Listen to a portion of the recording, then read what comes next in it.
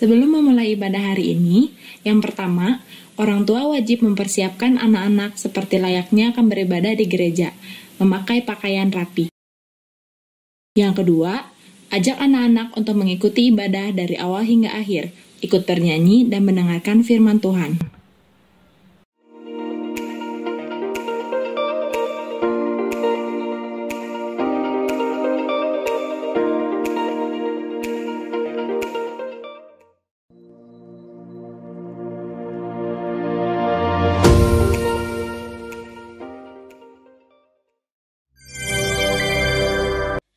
Shalom adik-adik Victory Kids. Apa kabarnya semuanya? Baik ya? Semua amat baik. Iya benar sekali, semua amat baik jawabannya. Oke, sekarang kita mau memuji Tuhan. Semuanya yuk, bangkit berdiri yuk semuanya. Kita mau nyanyiin lagu Jangan Lelah.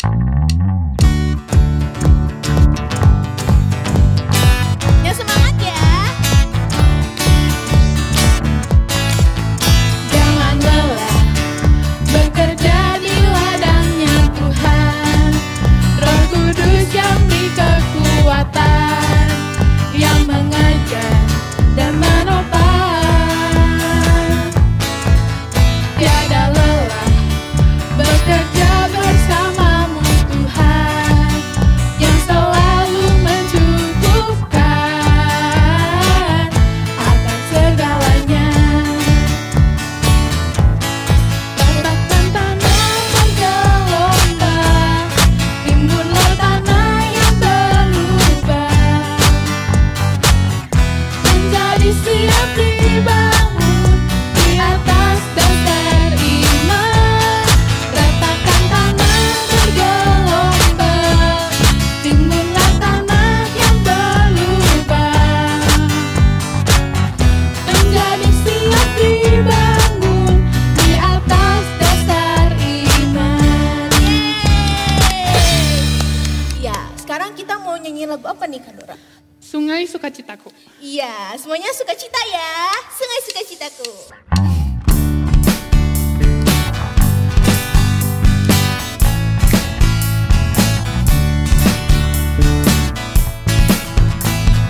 Sungai sukacitamu mengalir dalamku. Oh yes, yes, yes, yes. Anggur sukacitamu melimpah dalamku. Ku menari dan bersuka, pujimu di setiap waktu. Sebab sungai sukacitamu ada dalamku. Mengalir, mengalir bersamamu, bersuka di dalammu, mengikutimu Tuhan dalam kegerakanmu, melayanimu Tuhan di dalam sukacitamu. Sebab hanya Tuhan yang membuat sukacitaku penuh. Sungai Sukacitaku. Sungai sukacitamu mengalir dalamku. Oh yes, yes, yes, yes. Anggur sukacitamu melimpah dalamku. Ku menari dan bersuka, pujimu di setiap waktu. Sebab sungai sukacitamu ada dalamku. Mengalir, Mengalir bersamamu, bersuka di dalammu, mengikutimu Tuhan dalam kegerakanmu, melayanimu Tuhan di dalam sukacitamu. Sebab hanya Tuhan yang membuat sukacitaku penuh. Shalom adik-adik Victory Kids. Bertemu lagi di hari Minggu ini, kita mau sama-sama mendengarkan firman Tuhan. Namun sebelumnya kita berdoa dulu ya. Tuhan Yesus, terima kasih buat penyertaan Tuhan buat kehidupan kami. Kalau sebentar kami akan mendengarkan kebenaran firman Tuhan, biar Tuhan buka telinga kami, buka hati kami untuk menerima firman ini, biar firman yang kami dengarkan bisa menjadi rema, berbuah dan bertumbuh di hati kami, dapat kami lakukan dalam kehidupan kami sehari-hari. Terima kasih Tuhan, kami serahkan semua ke dalam tangan-Mu, hanya dalam nama Tuhan Yesus kami sudah berdoa dan mengucap syukur. Haleluya, amin.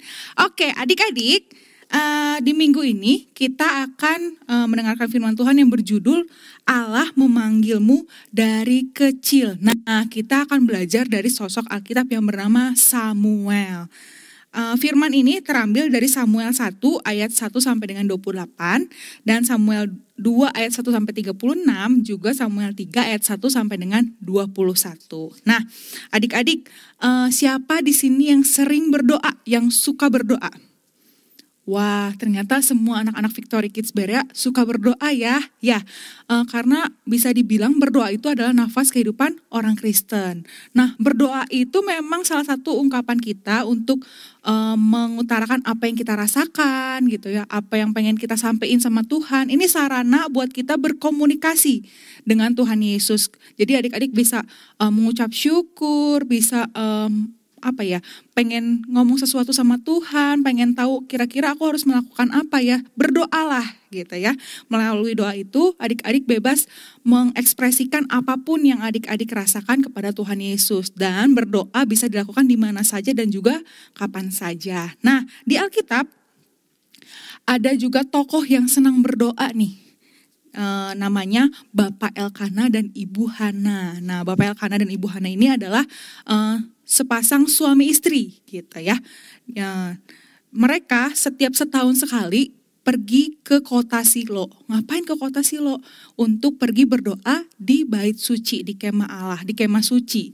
Nah, pada zaman dahulu itu belum ada gereja kayak Berea sekarang adik-adik. Jadi masih ada berbentuknya disebutnya kemah suci yang berbentuk sebuah kemah gitu, tempat untuk berdoa. Nah, setiap setahun sekali Bapak Elkana dan Ibu Hana ini pergi ke kemah suci untuk berdoa, mengucap syukur, membawa korban syukur kepada Tuhan. Jadi emang itu adalah kegiatan rutin mereka setiap tahun gitu ya. Nah, ketika datang ke kemah suci biasanya mereka berdoa, hati Ibu Hana sering disakiti. Waduh, sering disakiti sama siapa ya? Sama Ibu Penina. Ibu Penina itu siapa? Ibu Penina adalah istri dari Bapak Elkana juga. Jadi Bapak Elkana ini punya dua istri yang namanya Ibu Hana dan juga Ibu Penina. Nah, kenapa sih? Karena Ibu Hana ini belum mendapatkan anak sampai sekarang. Sedangkan Ibu Penina telah memberikan seorang anak gitu ya, memberikan anak untuk Bapak Elkana, tapi Ibu Hana ini belum. Nah, Ibu Hana tentunya sedih karena dia juga merasa kenapa ya, kok aku belum punya anak, aku belum dapat anak gitu. Akhirnya Ibu Hana ini sedih, menangis sampai nggak mau makan gitu ya. Tapi Bapak Elkana bilang apa?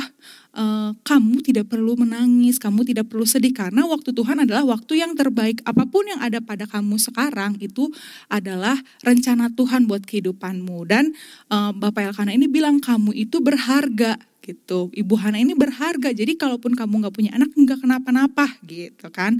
Nah, tapi tetap hati Ibu Hana kan sebagai seorang ibu dia merasakan kesedihan ya karena gak punya anak. Nah, suatu kali ketika mereka pergi ke kemah suci itu, Ibu Hana ini berdoa dengan sungguh-sungguh.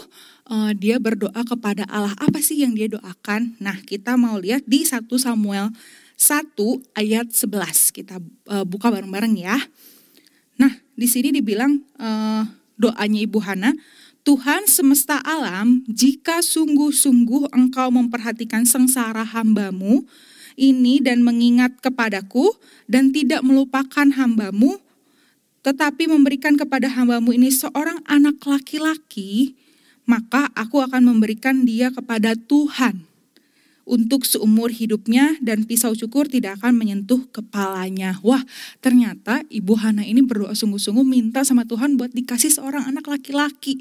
Dan dia berjanji atau bernazar gitu ya, bahwa kalau anak itu ada nanti dia bisa melahirkan seorang anak laki-laki, anak itu akan Ibu Hana ini serahkan kepada Tuhan untuk melayani Tuhan Yesus gitu. Nah, dia berdoa sambil menangis gitu ya, saking sungguh-sungguhnya. Tidak diketahui ternyata ada seorang imam yang bernama Imam Eli yang melihat Ibu Hana ini sedang berdoa dari kejauhan. Tapi Imam Eli ini bingung, kok ibu ini kayaknya cuma komat kamit doang ya, dia lagi ngapain? Apakah dia mabuk gitu kan? Imam Eli ini menyangka bahwa Ibu Hana ini mabuk karena cuma komat kamit. Dia ini kenapa gitu ya, mungkin bingung gitu Imam Elinya. Akhirnya Imam Eli nyamperin Ibu Hana. Lalu Imam Eli bilang gini, berapa lama lagi kamu mabuk? Waduh, padahal Ibu Hana ini bukan lagi mabuk ya adik-adik, tapi dia emang lagi berdoa. Saking sungguh-sungguhnya mungkin ya, jadi kayak cuma komat kamit mulutnya aja gitu ya, yang kelihatan dari kejauhan. Akhirnya Bu Hana bilang, saya gak lagi mabuk Pak, saya gak lagi mabuk Imam Eli, saya lagi berdoa sama Tuhan gitu kan. Oh ternyata Ibu Hana ini sedang berdoa gitu. Nah sehingga Imam Eli ini bilang dia sangat sungguh-sungguh. Akhirnya dia bilang, pergilah dengan selamat dan Allah Israel akan memberikan apa yang kamu minta.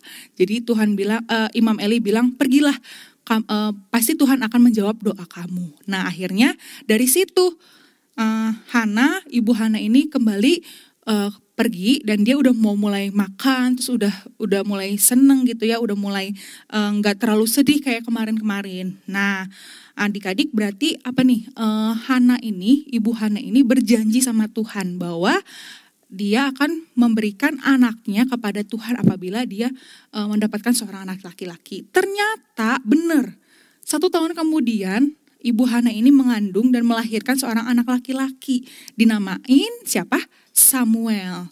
Nah, apa sih arti Samuel? Samuel adalah aku telah memintanya dari Tuhan. Nah, kira-kira adik-adik setelah berdoa minta tolong sama Tuhan, memohon gitu ya, dikaruniai seorang anak, sesudah Ibu Hana punya anak, apakah Ibu Hana ingat sama janjinya? Apakah Ibu Hana ini ingat sama nazarnya kepada Tuhan ya? Ternyata Ibu Hana ini ingat, nggak lupa. Jadi berdoa dan ingat Tuhan tuh bukan hanya pada saat kesusahan ya, tapi ketika bersyukur dapat sesuatu gitu ya yang sudah diimpi-impikan, kita juga harus tetap ingat sama Tuhan. Nah begitu juga Ibu Hana ini, dia ingat sama Tuhan Yesus bahwa dia telah bernazar, tapi dia belum memberikannya kepada Tuhan, belum menyerahkan Samuel ini untuk melayani Tuhan karena Samuel masih harus menyusui. Nah setelah Samuel udah bisa lepas menyusui bahwa akhirnya Samuel diserahkan kepada Tuhan. Nah seperti tahun-tahun seperti biasanya ya, bahwa mereka pergi ke bait suci untuk berdoa. Nah saat itu Hana juga pergi dengan membawa Samuel. Hana bertemu dengan Imam Eli, bertemu lagi dengan Imam Eli, dan Ibu Hana menceritakan bahwa saya adalah perempuan yang waktu itu Imam Eli sangka bahwa saya ada mabuk dan saya sedang bernazar pada Tuhan bahwa saya akan memberikan anak ini apabila saya mengandung seorang anak laki-laki. Akhirnya Ibu Hana memberikan Samuel kepada Imam Eli untuk membantu Imam Eli melayani di bait suci. Nah akhirnya disambut oleh Imam Eli Samuel tersebut untuk melayani Tuhan di bait suci. Nah setelah itu Hana bersyukur kepada Tuhan ya kan, karena semua yang dia impikan, semua yang dia minta sama Tuhan, permohonan doa dia kepada Tuhan, semua sudah terkabul, dan apa yang dia janjikan kepada Tuhan, dinasarkan kepada Tuhan juga, dia telah lakukan itu. Jadi dia bersyukur kepada Tuhan karena penyertaan Tuhan sempurna buat kehidupannya gitu. Sehingga pada saat itu Samuel ditinggal oleh ibunya, oleh Ibu Hana ya, karena sudah diserahkan kepada Tuhan Yesus untuk melayani di bait suci bersama-sama dengan Imam Eli. Di bait suci itu selain ada Imam Eli, ada juga anaknya nih, anak-anaknya Imam Eli yang bernama Hofni dan Pinehas. Nah, Hofni dan Pinehas ini adalah anak-anaknya Imam Eli yang bertugas juga di bait suci sebagai imam. Mereka itu bertugas untuk membantu orang-orang Israel, orang-orang yang mau berdoa kepada Tuhan yang datang ke bait suci untuk mempersembahkan korban syukur kepada Tuhan. Jadi mereka tugasnya untuk membantu orang-orang tersebut. Tetapi pada kenyataannya Hofni dan Pinehas ini sering melakukan perbuatan yang tidak berkenan di hadapan Tuhan. Jadi Hofni dan Pinehas ini seringkali mengambil korban syukur yang dibawa oleh orang-orang yang datang ke bait suci. Karena kan kalau pada zaman dahulu itu korban syukur itu seperti persembahan. Nah, yang dibawa oleh orang-orang itu bisa hasil ternak, bisa hasil panen dan lain sebagainya gitu ya. Nah, Hofni dan Pinehas ini malah mengambil itu, padahal itu bukan menjadi milik mereka, bukan menjadi bagian mereka, tapi mereka mengambil itu. Bahkan mereka bisa mengambil korban syukur yang belum dibawa ke Tuhan, tapi sama mereka udah dicegat dulu di jalan, orang-orang yang mau datang ke bait suci itu mereka ambil. Itu sangat-sangat perbuatan yang tidak terpuji ya adik-adik ya, yang tidak boleh dicontoh, itu perbuatan dosa di hadapan Tuhan. Nah, Samuel pun tahu tentang hal itu, tapi dia tidak menjadikan itu contoh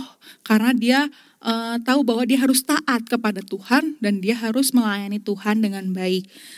Di situ Imam Eli merasa sedih, kenapa anak-anaknya seperti ini, dan Imam Eli juga mencoba untuk menasihati anak-anaknya Hofni dan Pinehas ini. Tetapi apa yang dilakukan Hofni dan Pinehas, mereka tidak mendengarkan apa yang disampaikan oleh Imam Eli. Mereka menghiraukan. Nah, siapa nih yang kadang-kadang kalau misalnya dikasih tahu sama orang tua atau dikasih tahu sama gurunya, kadang-kadang udahlah nggak ada ya, anak-anak Victory Kids nggak ada yang kayak gitu. Nah, itu nggak boleh kayak gitu ya. Kalau memang kita diberitahu sama orang yang memang kita melakukan kesalahan dan kita dikasih tahu sama orang lain, sama orang tua, sama guru atau sama kakak gitu ya, kita harus menurutinya dan juga melakukannya gitu. Nah, karena kita tidak boleh terus-terusan berada di dalam dosa. Kalau misalnya adik-adik sempat melakukan kesalahan, yuk cepat-cepat bertobat. Bertobat itu apa? Meminta ampun dan juga tidak kembali lagi melakukan hal yang sama gitu. Karena Tuhan telah menebus dosa kita kan. Jangan sampai kita menyia-nyiakan pengorbanan Tuhan di kayu salib untuk kehidupan kita. Nah, setelah mengetahui hal itu, Samuel jadi gimana nih, tetap melayani Tuhan? Dia tetap melayani Tuhan walaupun mungkin dia melihat contoh yang kurang baik gitu ya. Tapi dia tetap setia melayani Tuhan bersama-sama dengan Imam Eli. Samuel melayani Tuhan di bait Allah sampai akhirnya dia bertumbuh dewasa gitu ya. Makin hari makin dewasa. Dan dia sering bertemu ibunya nih, karena kan ibunya itu sering setiap setahun sekali itu datang ke bait suci untuk berdoa. Nah, mungkin bisa ada kondisi di mana dia, ibu saya datang nih, gitu kan. Tapi apakah Samuel bisa ikut pulang sama ibunya, sama Ibu Hana? Enggak. Gitu kan, nggak bisa dia ikut pulang karena memang dia mengerti bahwa dia telah diserahkan kepada Tuhan untuk melayani Tuhan di bait suci. Nah, adik-adik, hingga satu kali firman Tuhan datang kepada Imam Eli. Firman Tuhan itu mengatakan bahwa apa yang dilakukan oleh keluarga Imam Eli itu perbuatan yang tidak terpuji, yang tidak bisa lagi ditoleransi oleh Tuhan ya, karena Imam Eli telah menegur gitu ya, menegur anak-anaknya pun itu nggak mempan gitu. Jadi Tuhan bilang nggak bisa. Jadi itu adalah perbuatan yang tidak terpuji dan Tuhan bilang bahwa kelak nantinya keturunan Imam Eli ini akan meninggal pada hari yang sama, Hofni dan Pinehas ini, dan tidak ada lagi penerus Imam Eli. Nah, jadi kan biasanya kalau imam tuh sampai turun-temurun gitu ya adik-adik ya, nanti ke anak-anaknya. Tapi Tuhan bilang enggak, cukup sampai dengan Imam Eli dan nanti akan ada imam lain, imam baru yang akan meneruskan Imam Eli nantinya, tapi bukan dari keturunan Imam Eli. Nah, akhirnya Imam Eli pun menghormati apa yang menjadi keputusan Tuhan Yesus, apa yang menjadi firman Tuhan gitu ya, karena kita tahu bahwa apapun yang Tuhan beritahukan kepada kita, apapun yang menjadi perintah Tuhan itu adalah yang terbaik buat kehidupan kita. Nah, semakin hari kan Imam Eli itu semakin tua ya, tapi untungnya karena bukan suatu keberuntungan juga ya, tapi bukan suatu kebetulan juga, tapi memang sudah kehendak Tuhan bahwa dia ditemani oleh Samuel gitu ya, Samuel yang mau melayani Tuhan dengan sungguh-sungguh.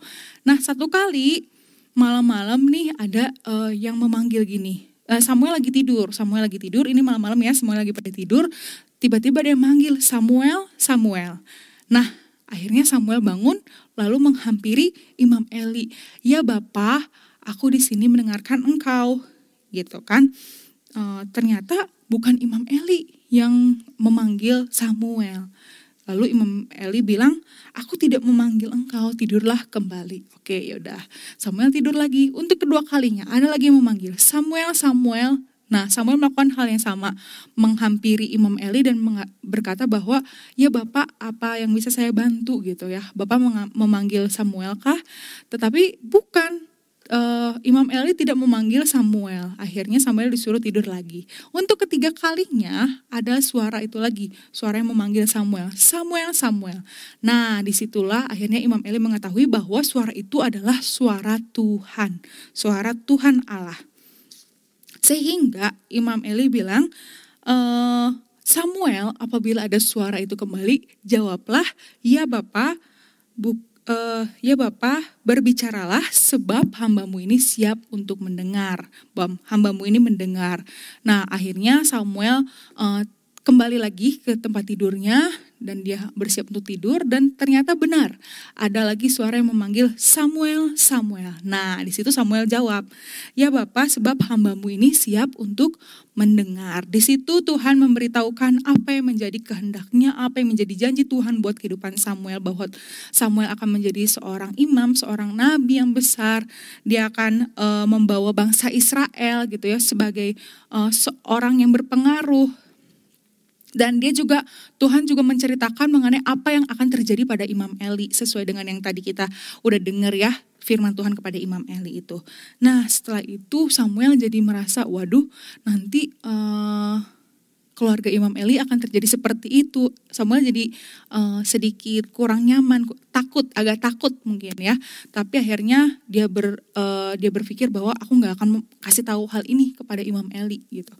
Akhirnya dia tidur lagi. Keesokan harinya Imam Eli datang menghampiri Samuel. Imam Eli tanya, Samuel, apa yang Tuhan firmankan kepadamu? Tadinya memang Samuel punya tekad hati bahwa dia nggak akan ngasih tahu kan. Tapi Imam Eli bilang jangan takut, beritahukanlah apa yang menjadi firman Tuhan kepadamu tadi malam. Akhirnya Samuel memberitahukan semuanya kepada Imam Eli, karena sebenarnya Imam Eli pun sudah mengetahuinya ya, karena Tuhan telah berfirman kepada Imam Eli.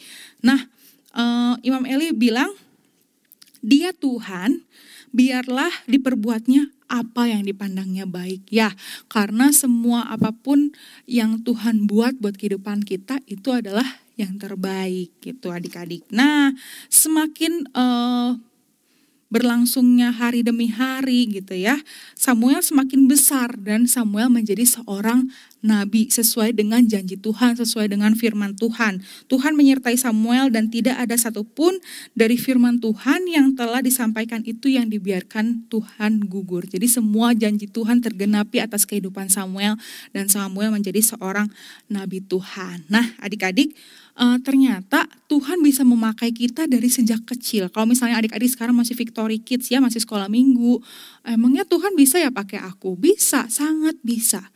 Tuhan bisa memakai siapa saja untuk melayani Tuhan. Jadi jangan pernah berkecil hati karena adik-adik masih kecil, masih suka minta uang jajan gitu ya, belum mandiri. Enggak, tapi Tuhan bisa memakai semua orang dari berbagai umur untuk melayani Tuhan Yesus gitu.